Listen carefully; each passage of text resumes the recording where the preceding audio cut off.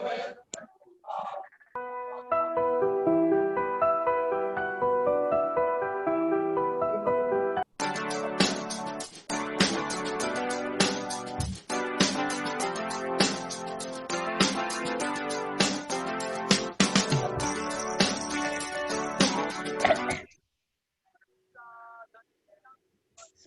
बच्चों, कैसे हो? स्कूल बंद पढ़ाई शुरू इस उपक्रम के अंतर्गत आज फिर से मैं तनुजा आचार्य, नाडकर्णी पार्क मराठी क्रमांक 4 और मेरी सहपाठी श्रीमती हेमा बावधनकर आपका हिंदी की क्लास में फिर से स्वागत करते हैं। देखो बच्चों, अभी अपना स्कूल शुरू होने का टाइम बहुत नजदीक आ रहा है, लेकिन फिर भी ये जो उपक्रम चल रहा है, स्कूल बंद पढ़ाई शुरू, ये जारी था, जारी है और जारी रहेगा। हमें ऑनलाइन पढ़ना ही है।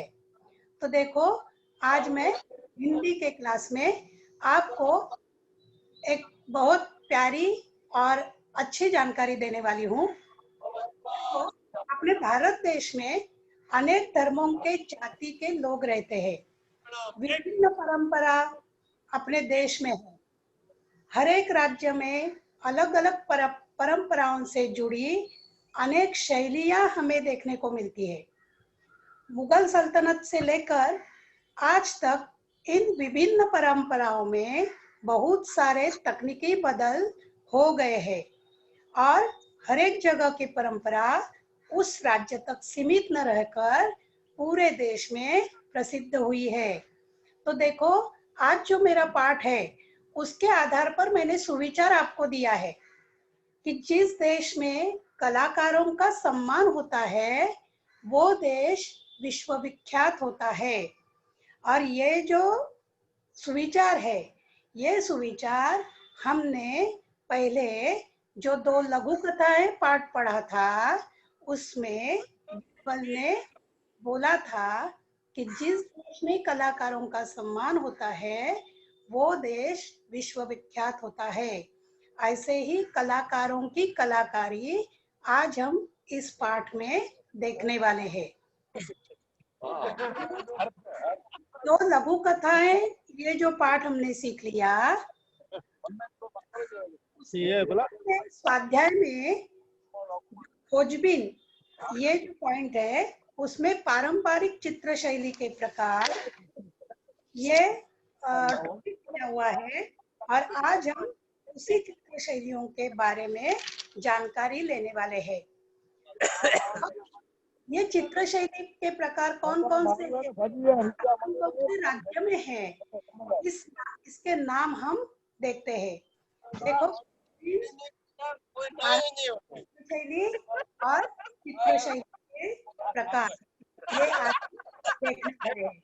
तो अभी हम देखते हैं कौन से राज्य में कौन से शैली का प्रकार प्रसिद्ध है।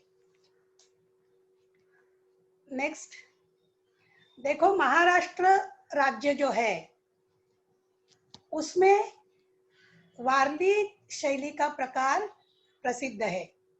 वारली चित्र शैली का प्रकार प्रसिद्ध है। दूसरा जो राज्य है बिहार, बिहार राज्य में मधुबनी शैली प्रकार प्रसिद्ध है।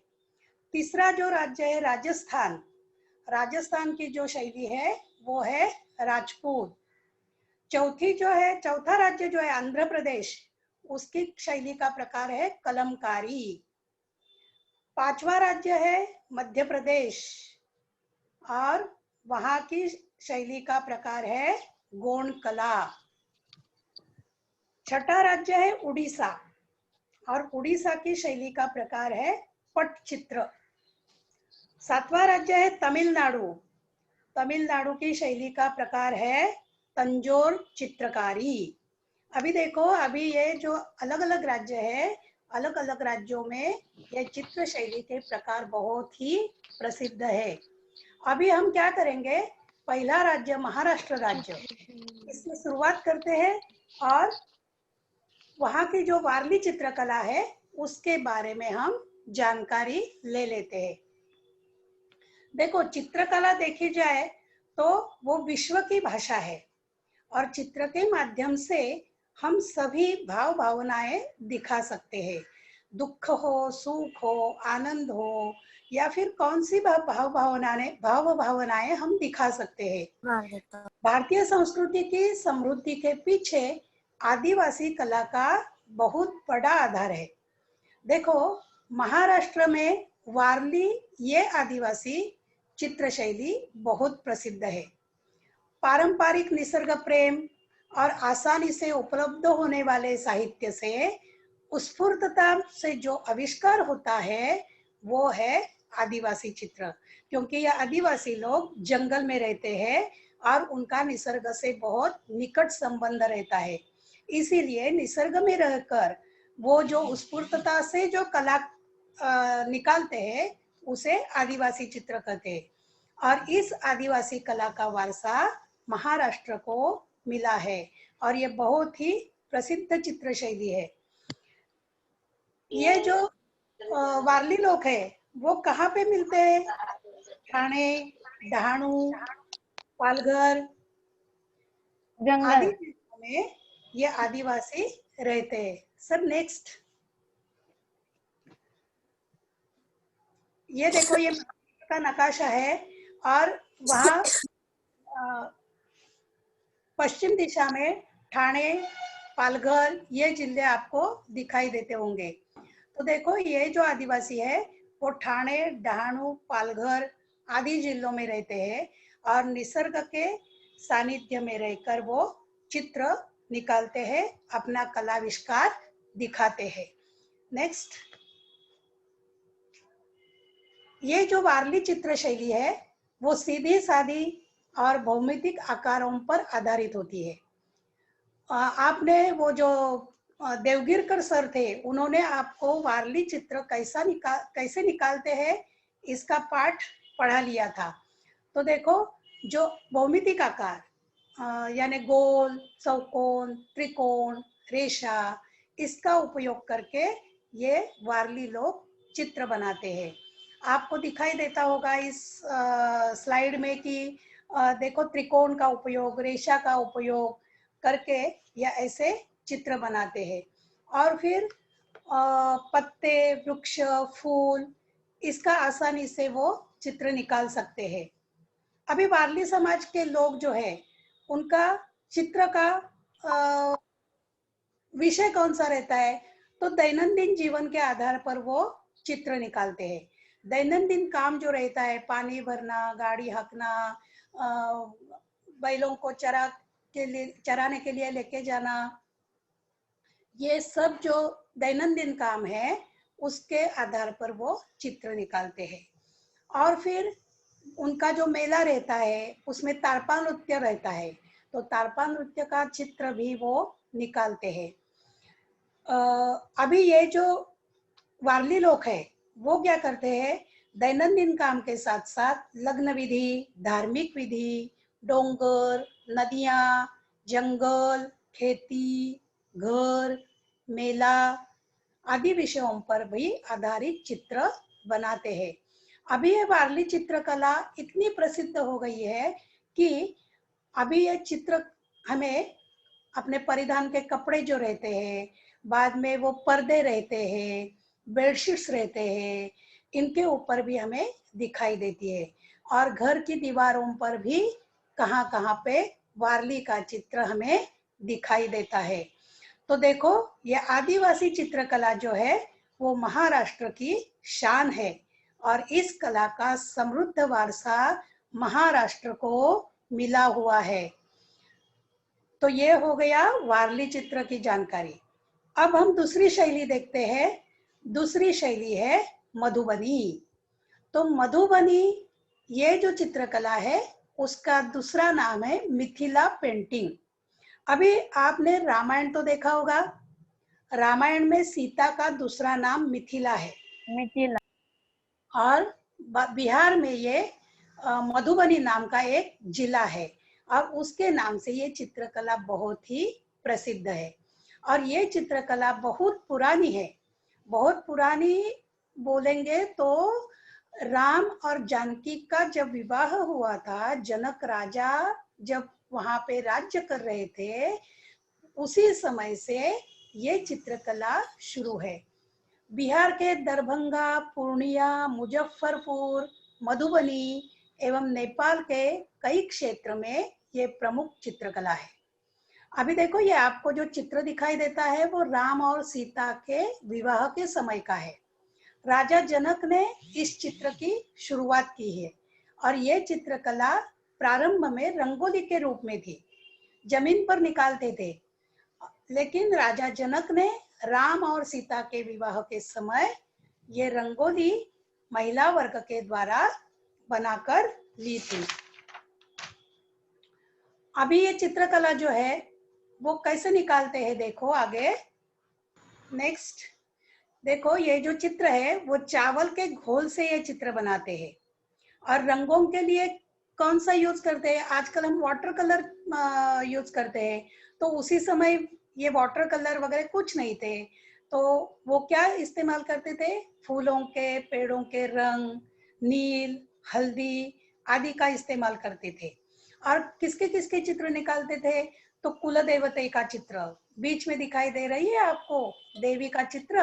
हाँ पेड़ पौधे, हाँ बाजू में देखो पेड़ पौधे, उसके नीचे एक औरत बैठी है, रावण औरत, वो जो औरत है वो सीता माई है और उसके सामने जो है वो रावण है।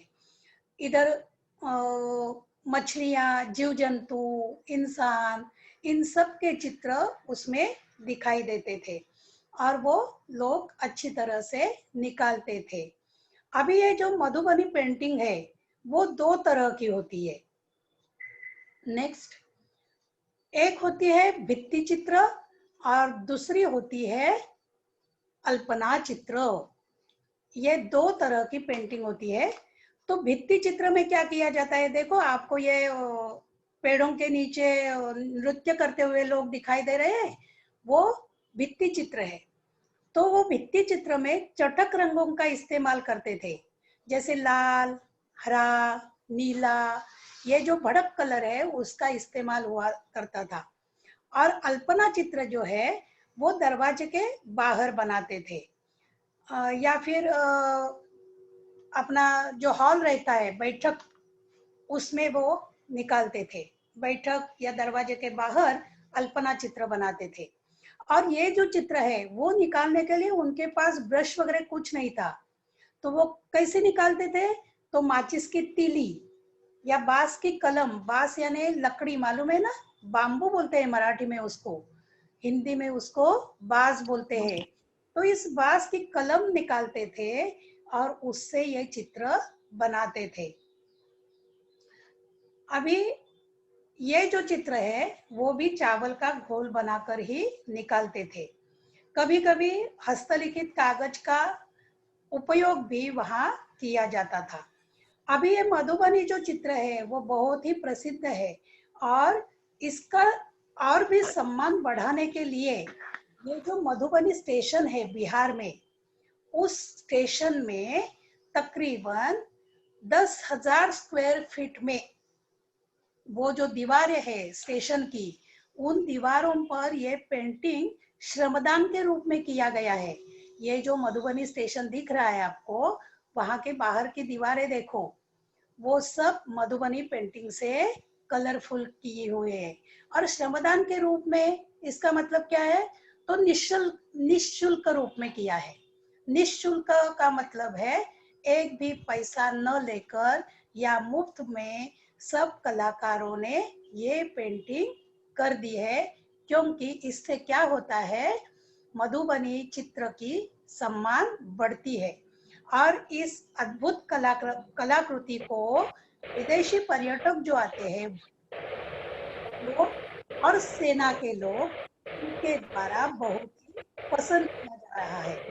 और इसके लिए ये जो कला है वो अपने आप में बहुत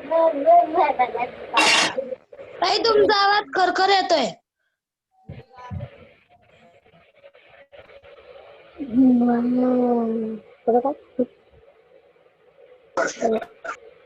का सम्मान बढ़ाने के लिए मधुबनी स्टेशन पर 10,000 स्क्वायर फीट में दीवारों पर ये पेंटिंग श्रमदान के रूप में किया गया है। श्रमदान का मतलब है निःशुल्क रूप से।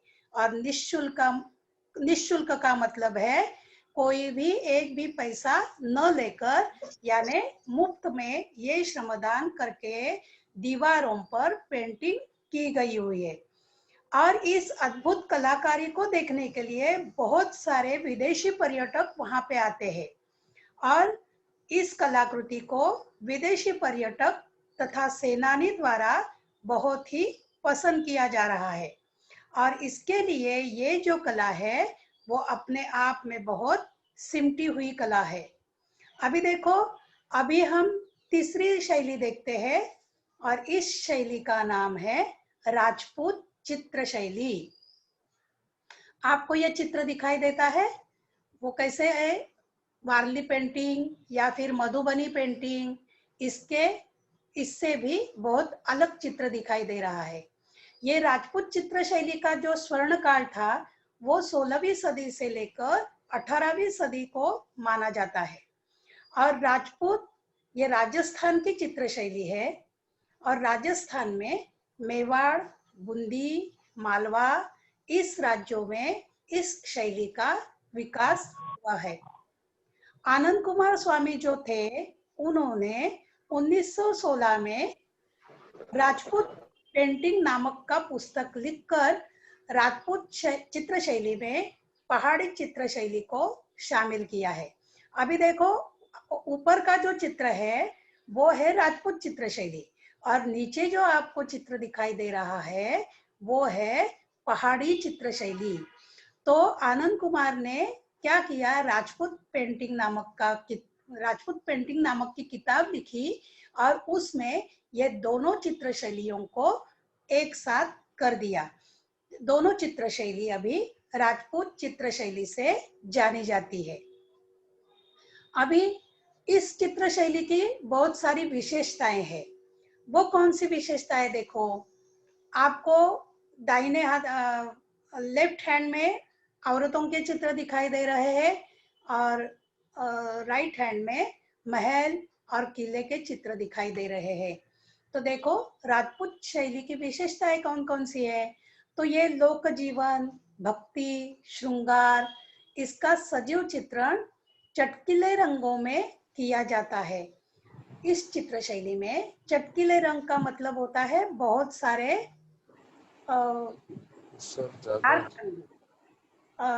लाल रंग, हरा रंग, ये चटकीले रंग होते हैं जो हमारे आंख में भर जाते हैं, देखते ही हमारा ध्यान उधर जाता है, ये चटकीले रंग होता है। तो इन चटकीले रंगों में श्रृंगार का सजीव चित्रण, भक्ति का चित्रण, और लोक जीवन जो वहां का है उसका चित्रण किया गया है। दूसरी विशेषता कौन सी है? तो ये चित्रकला वहां के महलों में, किलों में, मंदिरों में अधिक दिखाई देती है।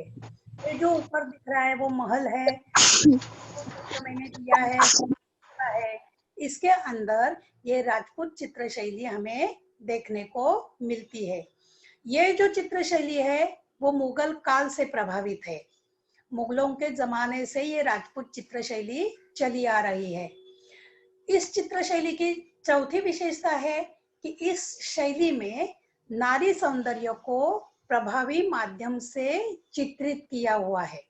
देखो, लेफ्ट हैंड में जो नारी के चित्र आपको दिखाई दे रहे हैं वो कितने अच्छे निकाले हैं। नारियों का जो सौंदर्य है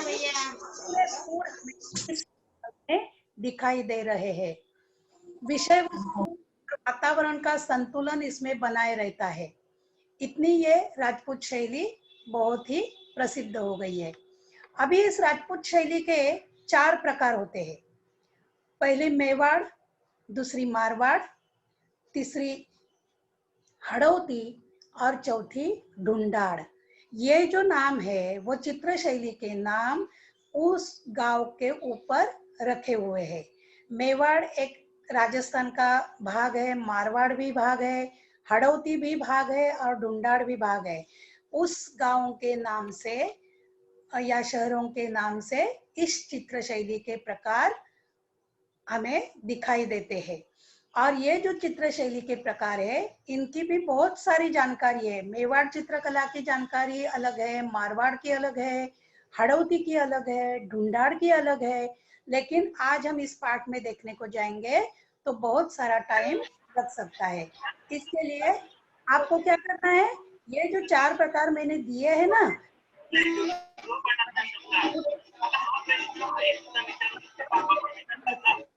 अभी हम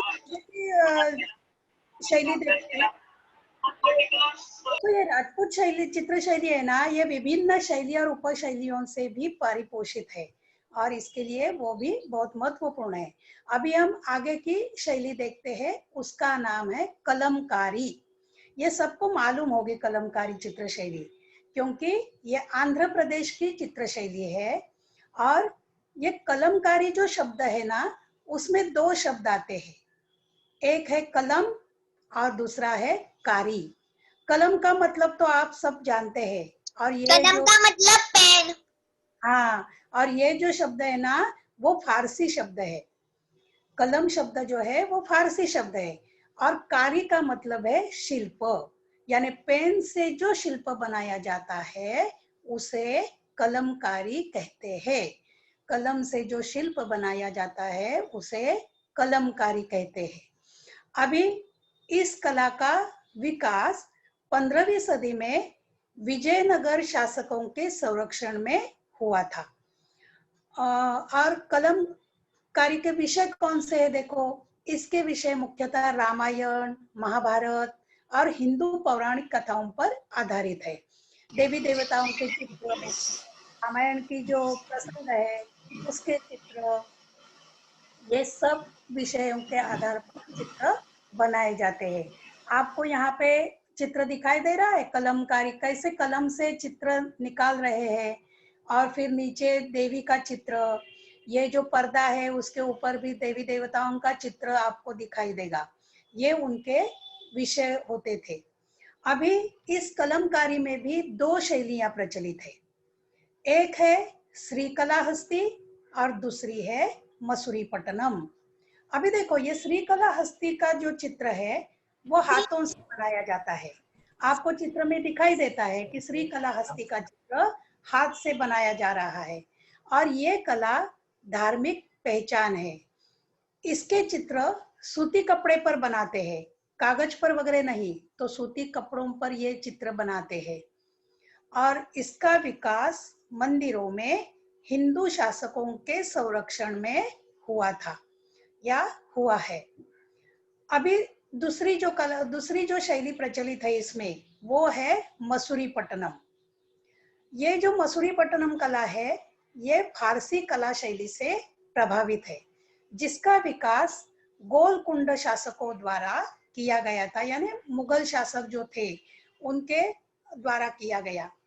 और श्रीकलाहस्ती जैसे हाथ से निकाली जाती है, वैसे मसूरीपट्टनम ठप्पों द्वारा चित्रण किया जाता है। ठप्पा का मतलब आपको मालूम है? ठप्पा स्टैंप लगाते हैं ना हम लोग, स्टैंप, उसे हाँ टीचर। हाँ, उसे ठप्पा कहते हैं। वो ठप्पा मारकर इसका चित्रण किया जाता है। और फिर दीवारों को सुंदर बनाने के लिए इस शैली का उपयोग किया जाता है। दीवारों पर जब चित्र निकालना हो तो ठप्पों द्वारा निकाल लेते हैं। आजकल भी घर में देखो, ठप्पे मारकर हम दीवार का रंग काम करते हैं, मालूम है ना? हाँ टीचर। हाँ, तो ये मसूरीपट्टनम जो है वो ठप्पों द्वारा उसका चित्रण किया जाता है। अभी आगे देखो, और ये कलमकारी में जो रंग होते हैं ना, वो वाटर कलर नहीं होते। वहाँ उस जमाने में वाटर कलर नहीं थे, और अभी भी वो वाटर कलर यूज नहीं करते हैं। तो कलमकारी के रंग वनस्पति के रंग होते हैं, इसमें रासायनिक चीजों का प्रयोग नहीं होता है। नीला रंग, काला रंग, इसका प्रयोग ज्यादा होता है। और ये कलमकारी जो चित्र है वो कपड़ों पर निकालने के लिए एक विधि है। कपड़े सुखाकर या फिर कपड़ों की जो विधि है वो पूरी करने के बाद उसके ऊपर चित्र निकाला जाता है। तो क्या करते हैं वो विधि, देखो, कपड़े को रात भर गाय के गोबर के घोल में डुबो कर रखते हैं। दूसरे दिन उसको धूप में सुखाते हैं और वो सूखने के बाद फिर से एक बार उसे दूध के घोल में डुबाया जाता है और फिर अच्छी तरह से धूप में सुखाकर कपड़े को नरम करने के लिए वो जो लकड़ी का दस्ता होता है ना, उससे वो कपड़ा कूटा जाता है। कूटने की विधि मालूम है ना आपको? और वो लकड़ी के दस्ते से कूटने के बाद जब वो कपड़ा नरम हो जाता है, उसके बाद में उसके ऊपर कलमकारी का चित्र बनाया जाता है। तो देखो, इसके लिए ये कलमकारी चित्र बनाए हुए कपड़े खरीदने के लिए बाजार में जाओगे तो वो बहुत महंगे मिलते हैं। इसका कारण ये है।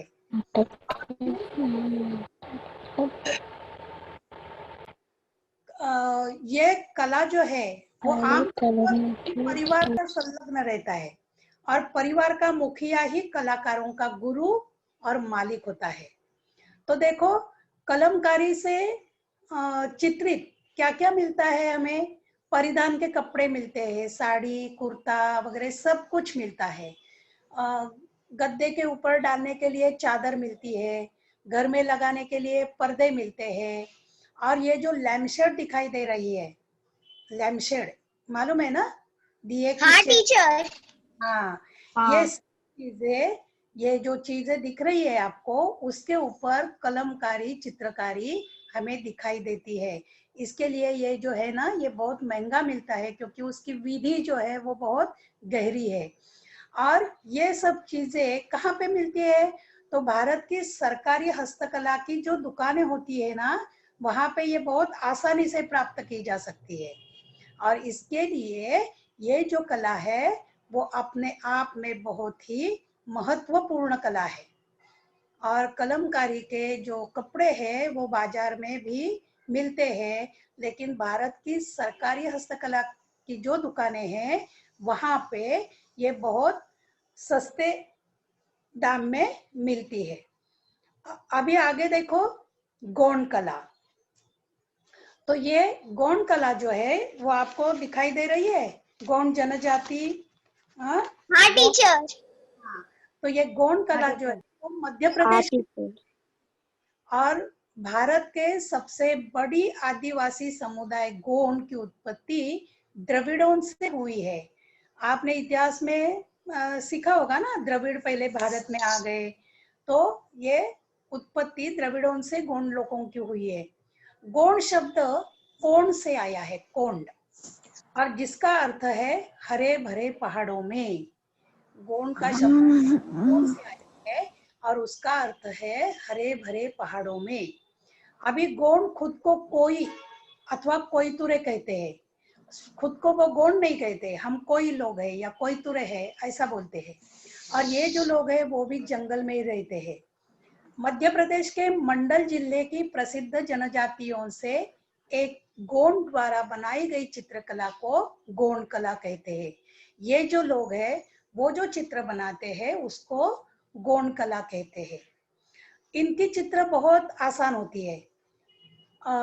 लंबाई और चौड़ाई सिर्फ 2 आयामों वाली ये कलाकृतियां हाथ से बनाई जाती है। और ये जो चित्र है वो भी कैसे बनाते हैं? तो पिसे हुए चावल का लेप, पीले गेरू, मटियाले रंग, इसका उपयोग करके ये कलाकृतियां बनाई जाती है।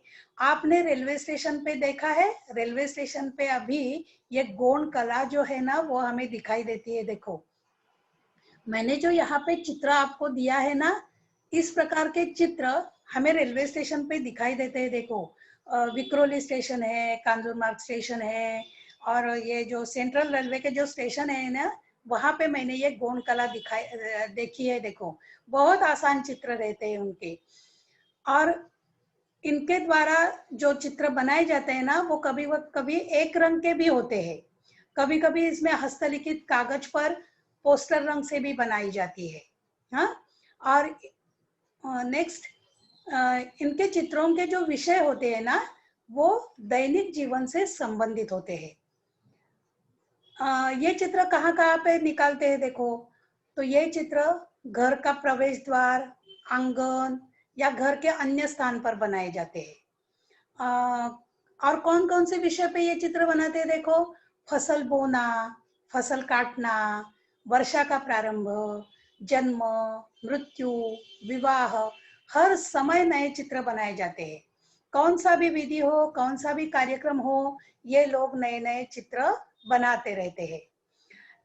इस गौड़ जाति में ये जो जंगड़ सिंह श्याम के जो कलाकार थे, उन्होंने ये गौड़ जाति के कला के लिए कागज तथा कैनवास का इस्तेमाल किया था। और ये जो जंगड़ सिंह श्याम है, वो कैनवास का इस्तेमाल करने वाले पहले गौड़ कलाकार थे। अब ये गौड़ कलाकार भी क्या करते थे? जमीन पे या फिर दीवारों पे चित्र बनाते थे, लेकिन ये जंगड़ सिंह श्याम ने इसके लिए पहले कैनवास का यानी कागज का उपयोग किया। और वो ये पहले गौड़ कलाकार निकले। तो वक्त के साथ साथ क्या हो गया, ये जो सभी चित्र है या फिर चित्र शैली है, उसमें बदलाव आ गए हैं। बहुत सारे बदलाव आ गए। पुराने जमाने में जैसे चित्र बनाते थे, वैसे आज थोड़ी मात्रा में बनाते जा रहे हैं और चित्र शैली में बहुत से बदलाव भी आ गए हैं। आप जब रेलवे स्टेशन पर से प्रवास करोगे या फिर जाओगे, तो स्टेशन पर जरूर देखना, ये गौड़ कला हमें दिखाई देती है। और देखो बच्चों, तो अपना जो भारत देश है ना, वो कितना समृद्ध है ना? हाँ टीचर। बहुत सारी चित्र शैलियां हमें देखने को मिलती है। बहुत सारे प्रसिद्ध लोग वहाँ पे काम करते हैं। भारत के हर एक हिस्से में, राज्यों में कोई ना कोई विशेषता जरूर है। आज हमने 5 चित्र शैली के प्रकार देखे, है ना? तो अब 2 चित्र शैली के प्रकार रह गए, एक पटचित्र और दूसरी पटना कलम और तंजौर चित्रकारी। इन सबकी जानकारी आपको खुद को लेनी है। विकिपीडिया या गूगल के माध्यम से आपको इन चित्र शैली की जानकारी प्राप्त करनी है और कागज पर या नोटबुक में लिखनी है। तो आज हम इस सांस्कृतिक और कला की नोट पर अपना ये पाठ यहाँ पे समाप्त करते हैं। फिर मिलेंगे अगली बुधवार को ऐसे ही एक नई कहानी या नई जानकारी लेकर। तब तक के लिए धन्यवाद और नमस्कार।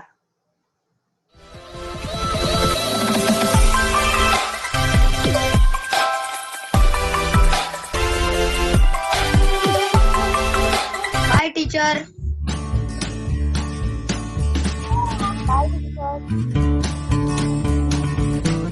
Bye teacher. Bye teacher. Bye teacher.